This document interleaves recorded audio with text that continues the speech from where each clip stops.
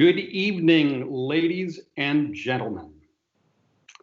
Welcome to the quarantine concerts this evening. Thank you for joining us. My name's John Corbett. I am very happy you're here with us. And we are here this evening to celebrate the release of a new book. It's this book, which is called Bullets for Dead Hoods, an encyclopedia of Chicago mobsters circa 1933. I have a few thank yous on the front end here, and then I'm going to introduce the evening and read a little bit for you. I'd like to thank Ralph Loza, who is our indefatigable engineer, Julia Klein at Sober's Cove Press, for the audacity to put this book into the world, and more, which I'll show you in a minute.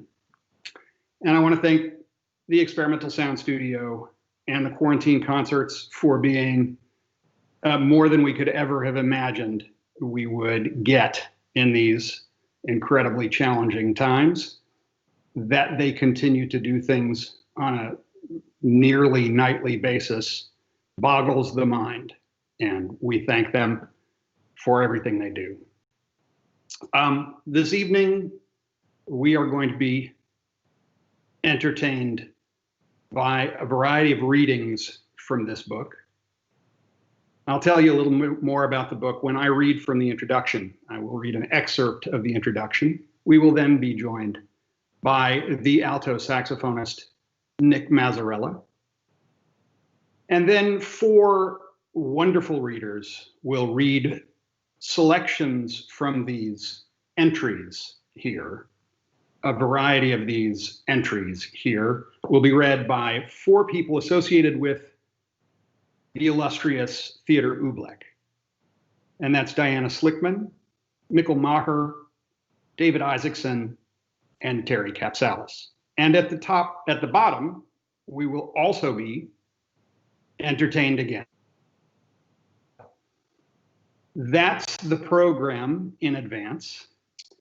I want to say one more thing about this book, which is it not only is bound into all of these, it is a facsimile of all of these incredible bullets about mafia figures from the 1930s and 20s and teens here in Chicago, but it also has something that Julia Klein put together, which is an incredible map that comes in the back of the book, which details every site listed in the book in great detail, and makes for a fantastic drive-by if you want to go and spend a little time looking at what used to be a particular tavern or speakeasy or gambling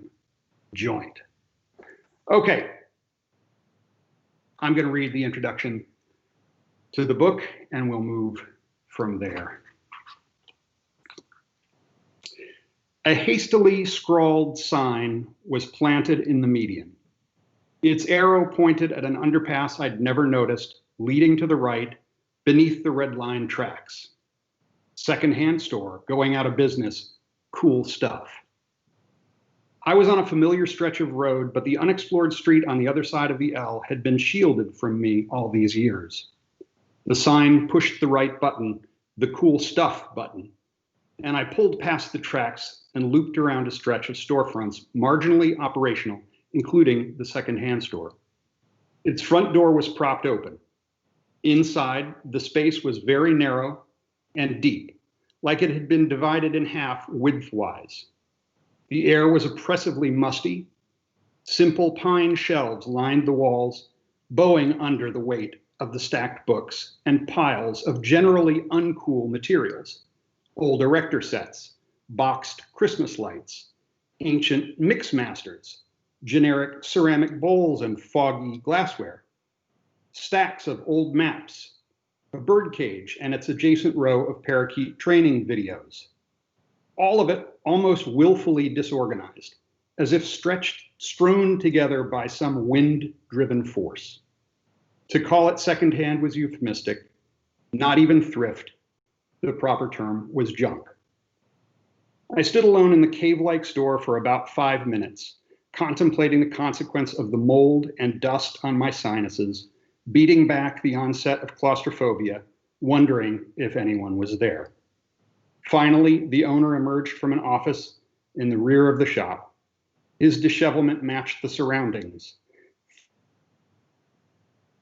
At the nose, under which a scraggly mustache curled over his top lip into his mouth. Plaid shirt untucked with a cigarette box in its chest pocket, disintegrating jeans, pencil behind the ear, a classic Scrivener picker. "Hey there," he said. "What you looking for?" I peered around, wondering if there was some arcane organizational system, imagining how he would honor such a request, pulling an object out of this mess like a rabbit from a magician's top hat.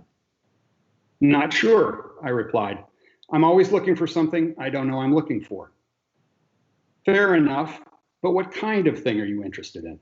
Give me something to work with." I thought about what a place like this might yield. Having already peered through a small group of light classical records, I knew that wasn't happening. There wasn't room for modernist furniture, the lamps were all mundane, none of the books looked too inviting, but the stack of old maps pointed me in the direction of loose paper. "I'm always looking for old jazz-related stuff." He shook his head. "Original artwork from the 30s or 40s? He shook his head again. "Okay, I'll take vintage weird Chicago historical artifacts for 200. "A game show reference. I like it." He flashed a smile and then turned contemplative. "Let me think. Are you into mafia-related stuff?" "Who isn't?" I said. Like most of the country, I'd recently been watching The Sopranos, and I was immersed in a decade-long noir fiction obsession. The clerk disappeared back into his office and reappeared almost immediately bearing a reddish-brown envelope. "Maybe this is up your alley." Inside the package, which was addressed to Time magazine and postmarked 1932, were 2 manila envelopes. Inside the folders, manila folders, inside the folders was what appeared to be a manuscript, a bundle with age, its text inscribed by manual typewriter with light edits and amendments in handwritten pencil. Glints of red ink flashed where the ribbon was misaligned, highlighting the bottom of low-hanging letters.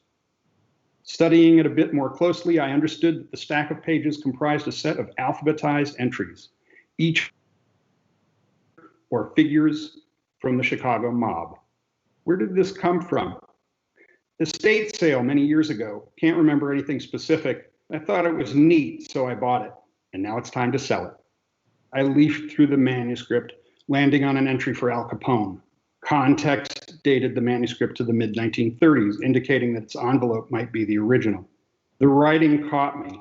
It was sensationalistic and funny, with vintage slang and novel turns of phrase that reminded me of Jim Thompson or David Goodis. Or an embellished police blotter. Any idea who wrote it? I think I combed it but couldn't find a name. You like it? Seems just right for you. Yes, I do. Well played. I braced myself for a hard bargain, setting a top price in my head. I decided not to pay more than $500 for it, no matter what he said. "How much do you want for it?" I was thinking $30. He mistook the surprised look on my face for disappointment. "But I'll give it to you for $25.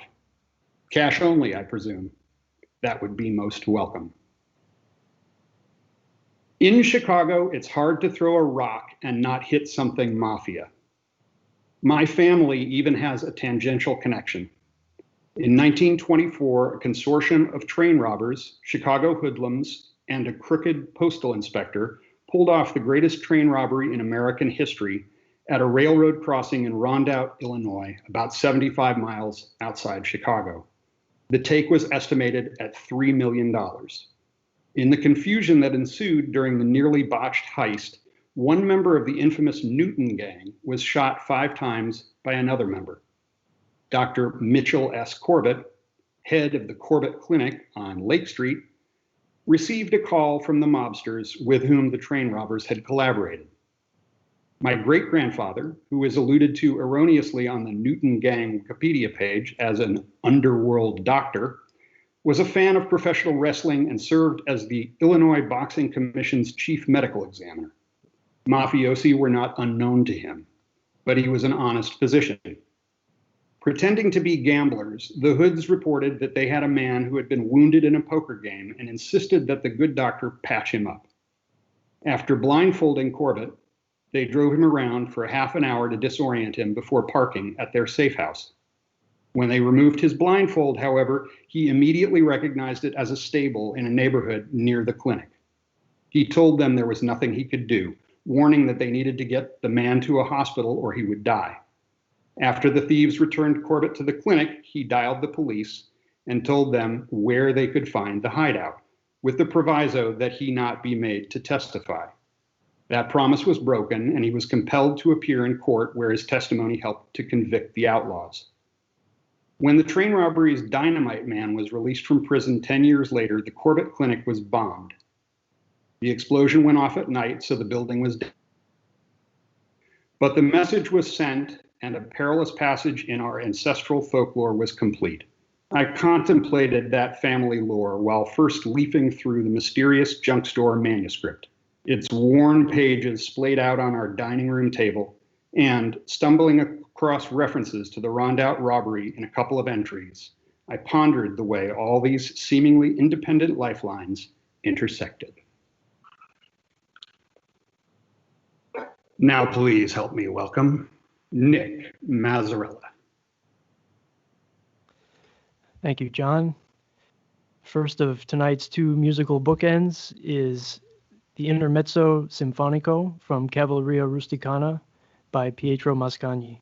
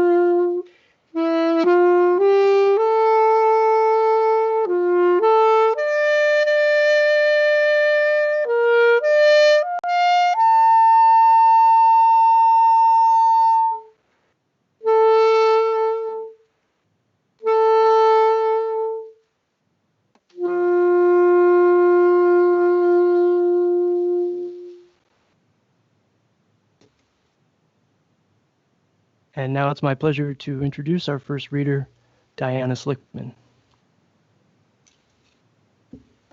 My first hood is Sam Peller. As a member of the old O'Banion gang, Sam's job was bodyguard for Jaime Weiss. He did a swell job when the boys ambushed Jaime in 2 touring cars with crossfire of bigger guns from the 2nd floor at 740 North State Street, 1926. Jaime and Pat Murray were killed. Attorney W.W. O'Bannon was seriously wounded, and Sam went untouched. 2 years before, he faced an indictment for assault to murder during the bloody 20th Ward election.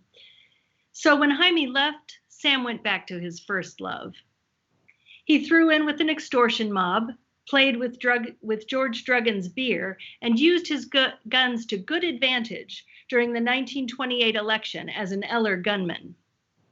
When the state brought him to trial with ex-Deputy Sheriff Ben Jackson for holding election officials prisoner in a basement at 908 West 14th Street, Sam alibied that he was in a Russian bathhouse.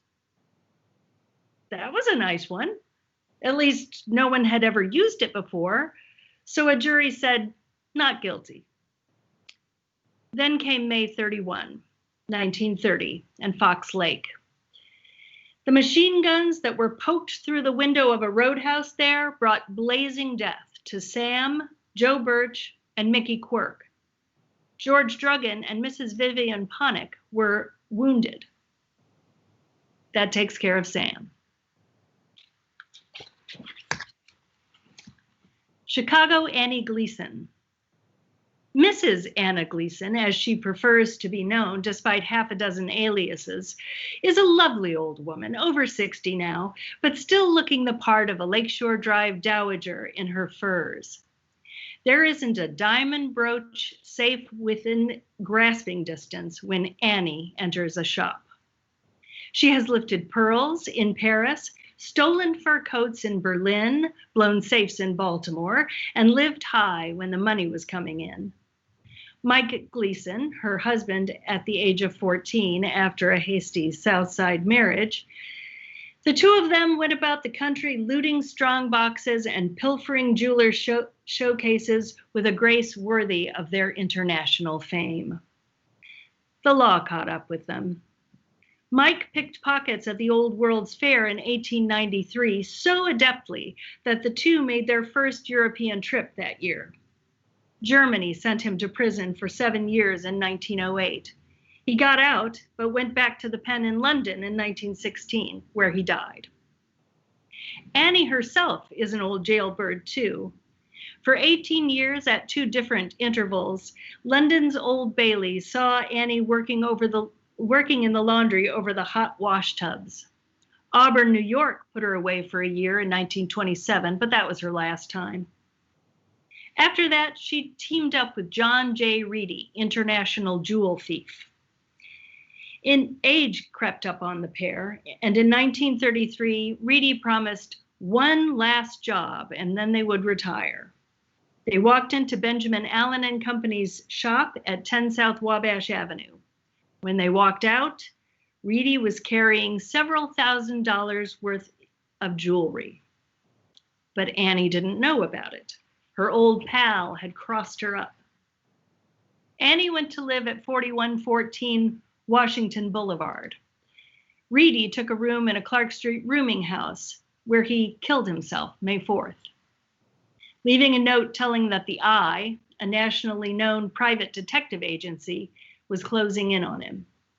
They brought Annie to trial for the jewel theft, but no evidence could convict her, and the veteran crook darted out of the criminal court after promising to go straight. A leopard can't change its spots.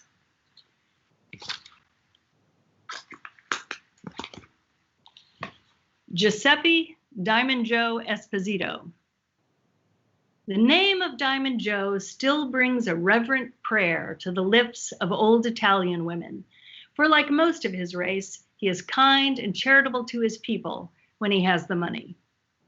In 1908, the big Italian was business agent of the International Hod Carriers, Building and Construction Laborers Union. In that same year, he was indicted for a killing and was freed, thereby gaining a certain amount of prestige among his kind. Giuseppe opened up a saloon at 1048 West Taylor Street, and it was a good saloon. Lots of important people went there.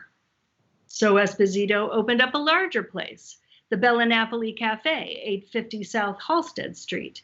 It became an even more popular as a rendezvous for fat politicians. Giuseppe became a power in the Italian community. He went into politics. Former United States Senator Charles S. Deneen put up Diamond Joe to run against Joseph P. Savage, a Crow-Thompson candidate for Republican committeeman of the 25th Ward. That was 1928, the Pineapples and Plunder campaign. While talking with a friend about his 13-year-old son's future, the night of March 21, a few doors from his house, 800 South Oakley Boulevard, a couple of guys pumped 58 lead slugs into his body. A couple went wide. It was a good cleanup job. Strangely enough, his death occurred just too late for the filing of an opposition candidate to the Thompson machine. However, the killing touched off the spark of public indignation. With the flimsiest of political machines, Deneen and his chief candidate, Judge John A. Swanson, rolled into power. The fact that their two homes were bombed shortly before the election gave them several thousand votes. Politics is that way. Diamond Joe was a strange person. He was a political boss, vice resort owner, beloved community leader, charitable compatriot, protector of gamblers and alky cookers, and a friend of a United States senator. His close friend was Tony Mops Volpe, public enemy, recently deported to Italy. And there you are. It's Chicago, folks. Next up is Mickle Maher. Thanks, Diana. I, too, will be reading 3 hoods of a decidedly minor character status. The first of which is Frank Beige. Once the well-paid bodyguard of Al Capone, he now is on the bum, spending his time in hobo jungles. At one time, he and Little New York Louis Campagna were seized fully armed outside the old detective bureau where they waited to ambush Tony Lombardo and Joseph Aiello, 2 gangsters later killed who were being held there for questioning. While Capone was serving a term in a Philadelphia jail for carrying a concealed weapon, Beige's wife wrote Al a series of letters demanding $10,000 for Frank, who was in trouble. When the money didn't come, Mrs. Beige threatened to talk and mentioned several killings the police might like to know about. The letters were intercepted and Beige was seized for questioning, but nothing ever came of it. Recently, he was picked up by the Evanston police when he attempted to sell the inside story on 40 Chicago killings to Dan Dowling, a suburban newspaper reporter. At the time, he told of sleeping outside Al's door in the Hawthorne Hotel while he was bodyguard. He was later released.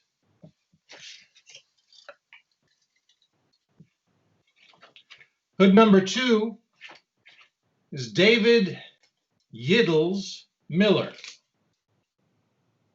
Most notorious of all Chicago's pickpockets, Yiddles, who recently tended bar in a North Wells Street basement speakeasy frequented by newspaper men, has been arrested more than 2,000 times in his 58 years. His belly has an aldermanic swing, but his fingers are as nimble as ever. Despite fervent protestations that he is trying to make an honest living, Yiddles is nabbed whenever the cops spot him in a crowd. Although his small, pudgy hands could lift a policeman's badge, he was even more handy with his short, fat bulk. Yiddles was the pusher. He always operated with two partners. Yiddles pushed the victim. Number two nabbed the wallet and tossed it to the third man, who scrammed. One of his favorite stands was the old county jail. Like the shoplifters and the big hoodlums now, the Pickpocket Trust had their operatives report every half hour by telephone. If a call was missed, it was assumed that the dip was in the can, and a writ of habeas corpus was filed at once. Yiddles, whose laugh was that of John Falstaff, even down to the belly roll, was always good for humor at the Detective Bureau, show up until Chief Shoemaker cut out the comedy relief.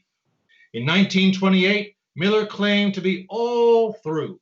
In August 1932, he cried when a judge fined him $15, and he went to the bridewell unable to pay up. "Me that used to make $400 a week," moaned the little plump dip. "That what comes of putting my money in the Bain banks."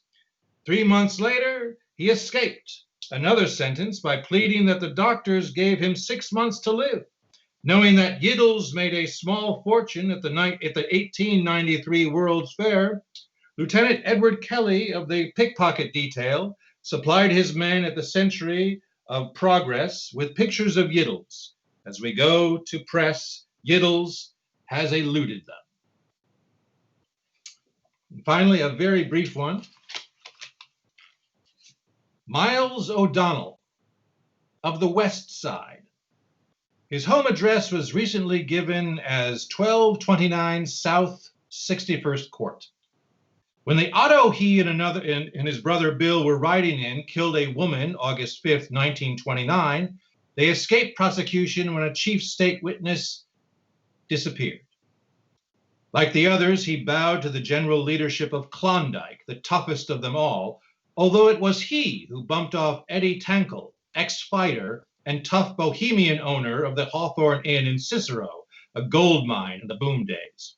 He and James J. Doherty, another handy gunman, first criticized Eddie for buying his hops and alky from the greaseballs, Capone's mob.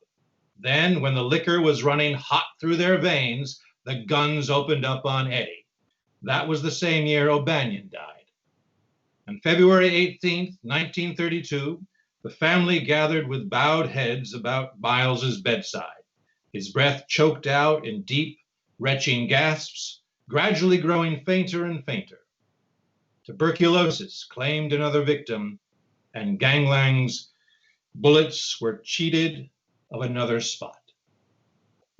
Now, David Isaacson.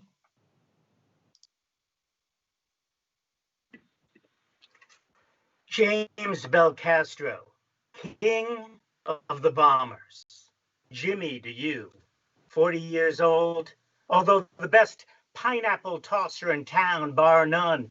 His talents are by no means restricted to black powder or dynamite. He shoots straight and often when it is more expedient to do the wiping that way, instead of messing up the place with an apple. His last important appearance in the public print was May 9th, 1932, when he ran a machine gun across the front of the Roxy Hotel, 1301 West Jackson, because a couple of cops he didn't like were sitting in the lobby. Later, in September, a bomb was planted in front of Judge John McGordy's home after he had recently refused parole to two of Jimmy's henchmen. A 15-year-old boy was blinded for life by the explosion.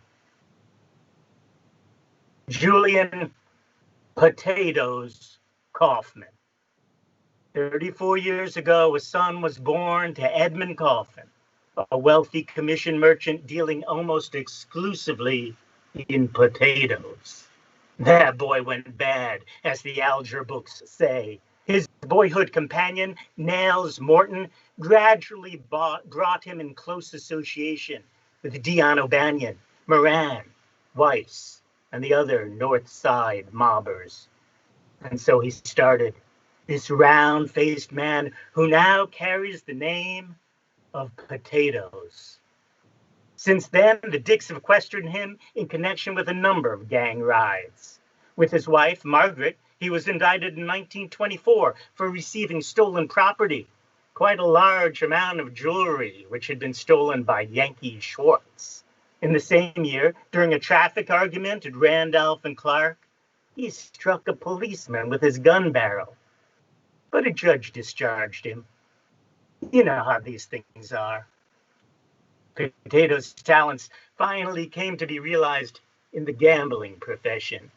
Probably his most notorious venture occurred June 9th, 1930, the day Jake Lingle, the Tribune reporter, was shot to death.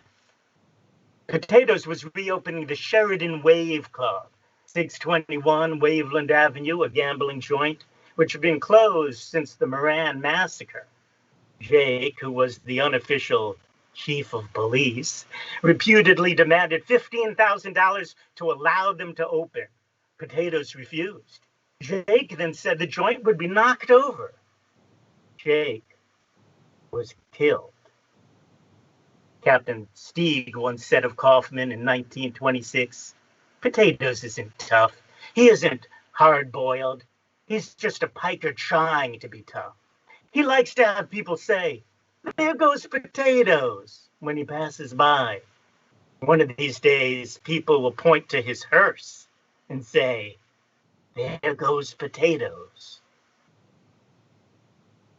Dion O'Banion, one of the most picturesque of the old-time gangsters, who wasn't quite smart enough for such a businessman as Torrio and Capone. When two policemen held up a Torrio beer squad and demanded money, the beer runners reported it to O'Banion over tapped wires. $300 to them bums? Why, say, I can get them knocked off for half that much. Fortunately, the heavies went over his head to Torrio, who, with superior brains, avoided any trouble. And so the beer runner called O'Banion again. Say, Donnie, I just been talking to Johnny, and he said to let the cops have the 300. He says he don't want no trouble. This indicates why Torrio was the big chief, and O'Banion only a superior sort of plug ugly. Such things, of course, rankled in the Irish lad's heart. In the November election of 1924, the big Republican boss announced he feared the results on the North Side. After O'Banion had electioneered the 42nd Ward in his own peculiar fashion, and after the kidnappings and sluggings and death threats were all over, and the votes counted, Bob Crow had won by 4,000 votes over his Democratic opponent. The ward went Republican 4-1. O'Banion had a force of 200 gunmen at his beck and call that day. To let everyone know how he stood and to put them in a proper frame of mind, O'Banion nonchalantly wandered into the saloons and cut loose with a couple of guns in Wild West fashion, not to hurt anyone, but to let them know what a hard-boiled florist he was. Writs of habeas corpus sprung any of the mob that landed in the can that day. The Jennas, the dirty Dagos the North Side hated, put Diani away forever. Two of them came into the flower shop, Showfields, 738 North State. Grasped Diani's right hand in greeting. Diani held a pair of shears in the other, and then the guns barked, and the big Irishman's body fell back among the chrysanthemums, right in the shadow of the Holy Name Cathedral. Next up, Terri Capsalis.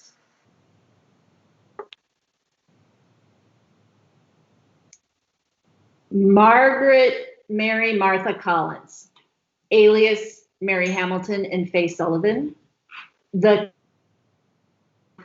death. More deadly than Cleopatra's asp, Death Kiss Mary has proved a hoodoo to 7 gangsters, all of whom are resting under green sod after having tasted the doubtful pleasures of the little lady's lips.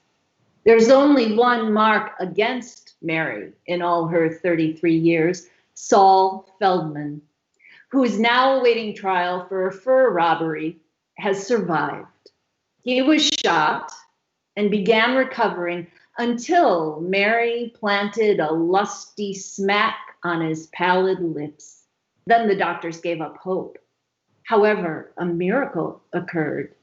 Saul recovered, but to do it, he had to renounce Mary.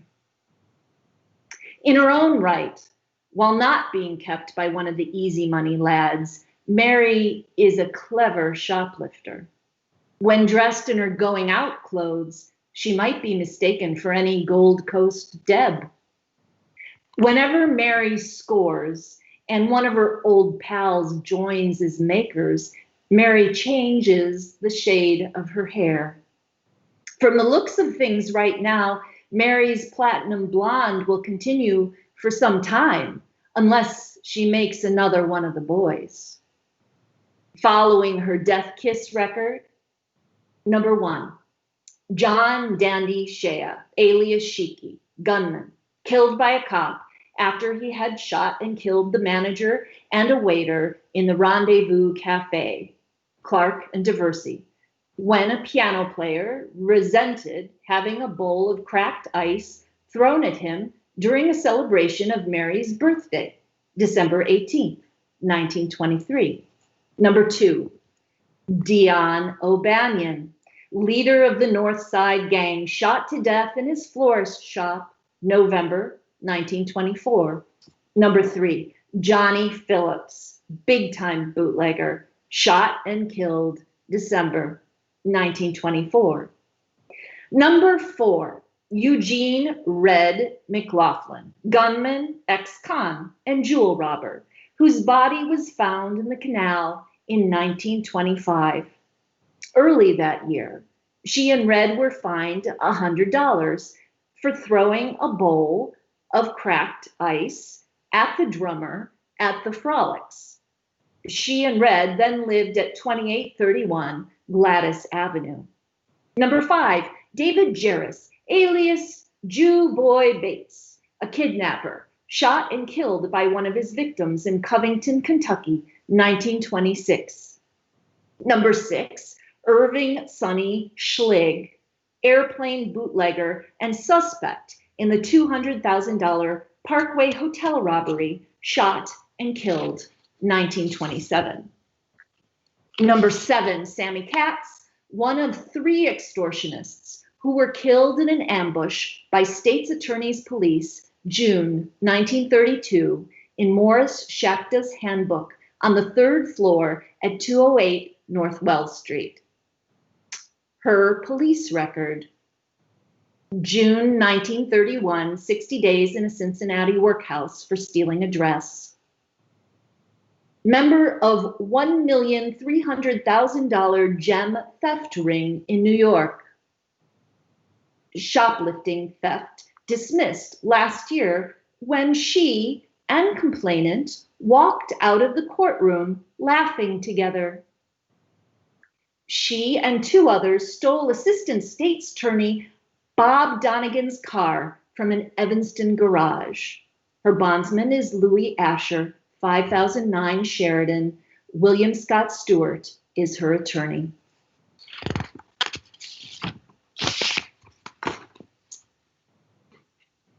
Johnny Torrio.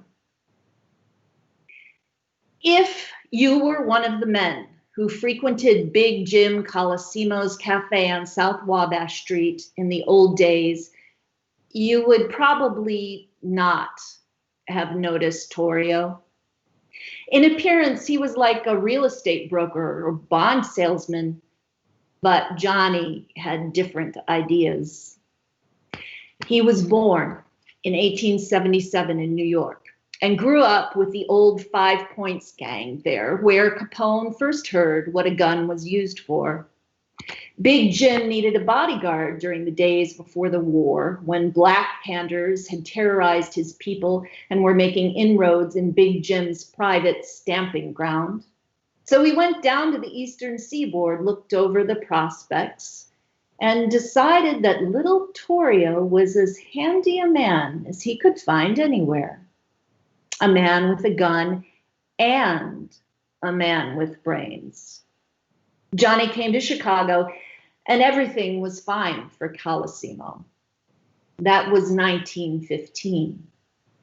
Soft living finally got to Colosimo, and with it came a slack in his watchfulness.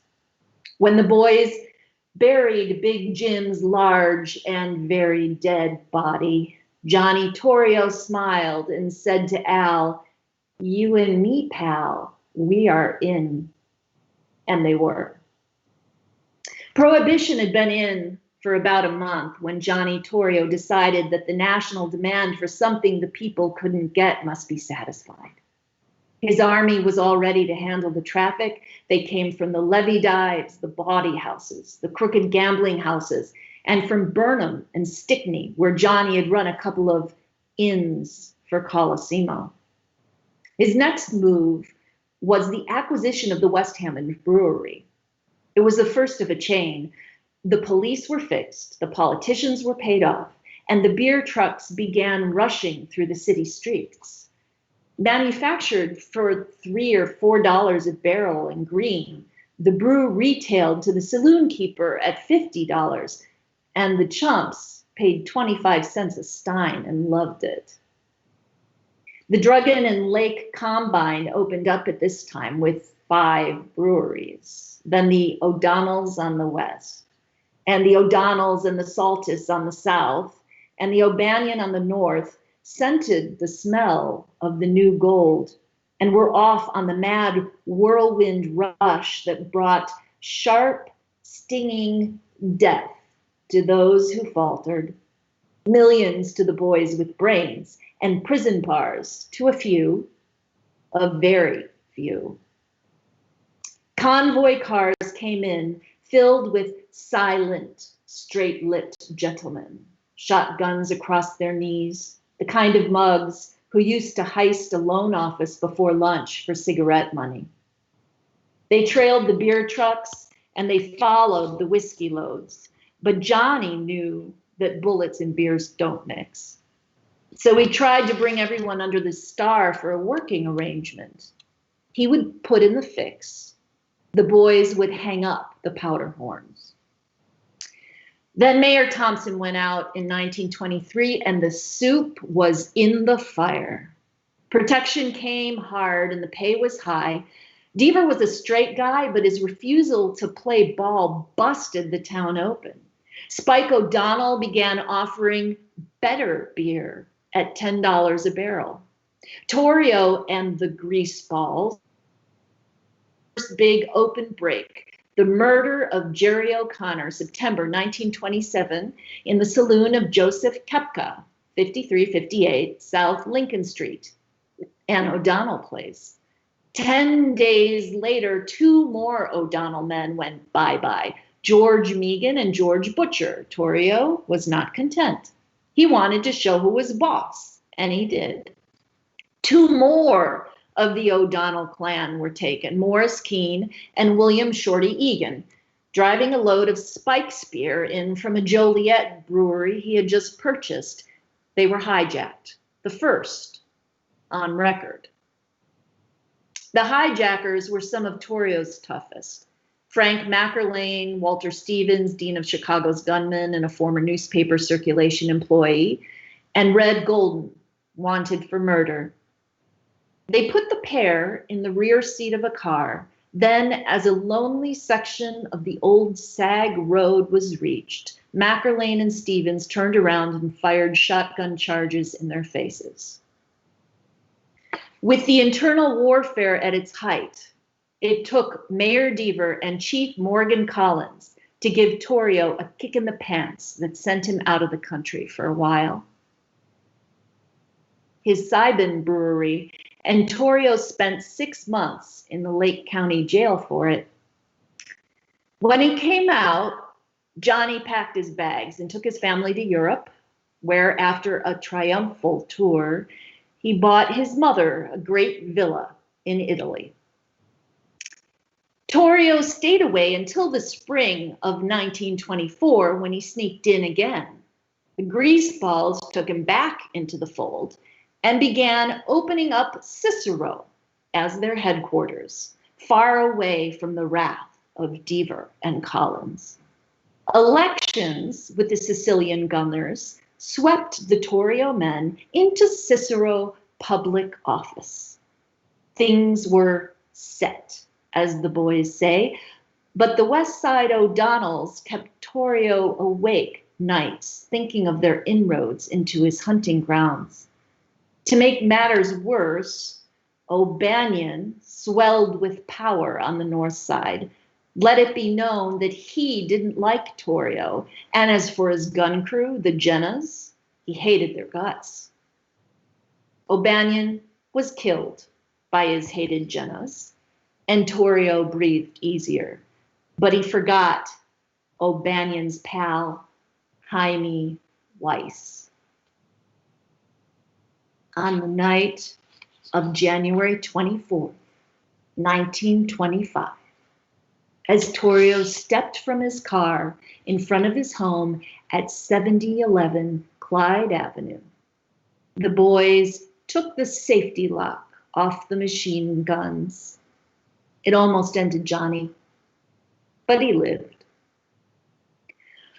One thing about Johnny: when he was licked, he knew it. There were no farewell parties. The ex-big shot just up and left. And he hasn't been back. Chicago gave him millions, but it also gave him a pain in his neck. And when winter comes, Johnny still feels a twinge where the bullets hit his soft flesh. He isn't here. But if you go to New York and know where to go, you will see old man Torrio. Is he in the rackets? Does a fish swim? And one more time for Nick Mazzarella. The final piece for tonight is a traditional folk melody from the island of Ponza.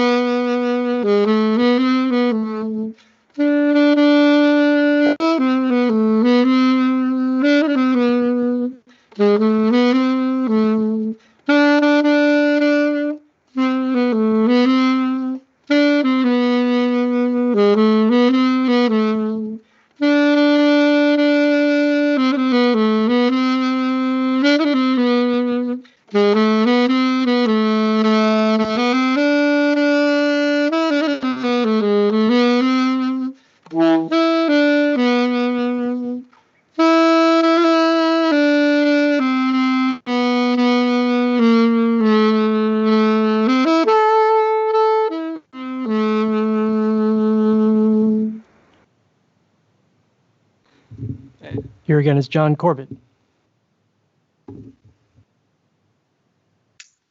Big thank you, Nick Mazzarella. I want to thank everybody this evening. Diana Slickman, Mickle Maher, David Isaacson, Terri Capsalis, Experimental Sound Studio.